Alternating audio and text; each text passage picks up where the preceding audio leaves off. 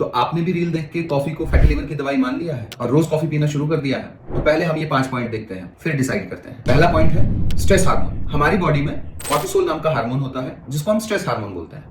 अगर cortisol high है इसका मतलब आपका स्ट्रेस लेवल हाई है और कॉफी यही कॉर्टिसोल लेवल्स को बढ़ा देती है। दूसरा पॉइंट है कॉफी एंड स्लीप। आप कहोगे डॉक्टर साहब हम सुबह कॉफी नहीं पीते हैं, हम शाम को कॉफी पीते हैं।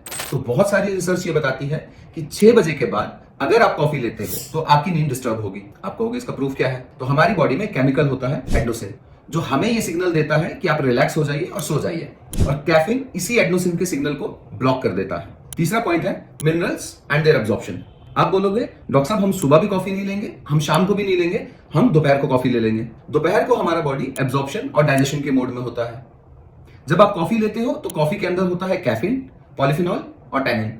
ये आयरन के साथ जुड़ के एक ऐसा कॉम्प्लेक्स बनाते हैं जो इनसॉल्युबल होता है। और स्टडीज बताती हैं कि अगर आप खाने के साथ या खाने के बाद कॉफी लेते हैं तो आपका आयरन का एब्जॉर्प्शन 60% कम हो जाता है। और ये सिर्फ आयरन के साथ नहीं होता है, ये कैल्शियम के एब्जॉर्प्शन को भी कम करता है और किडनी के थ्रू उसके एक्सक्रीशन को भी बढ़ाता है। यही काम मैग्नीशियम के साथ भी करता है। Fourth point acidity. जब आप कॉफी लेते हो तो ये आपकी बॉडी की एसिडिटी को भी बढ़ा देता है और जिससे आपको हार्टबर्न, एसिडिटी और गर्ड जैसी बीमारियां हो सकती हैं, गैस्ट्रोएसोफेजियल रिफ्लक्स डिजीज।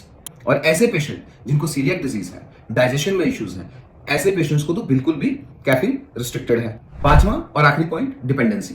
कॉफी एक पेय नहीं है, ये एक आदत है। और जब आपको कैफीन नहीं मिलती है, आपके शरीर को कैफीन नहीं मिलती है, तो आप इरिटेटेड फील करते हो, हेडेक्स होते हैं, क्रेविंग होती है, शुगर क्रेविंग्स होती है।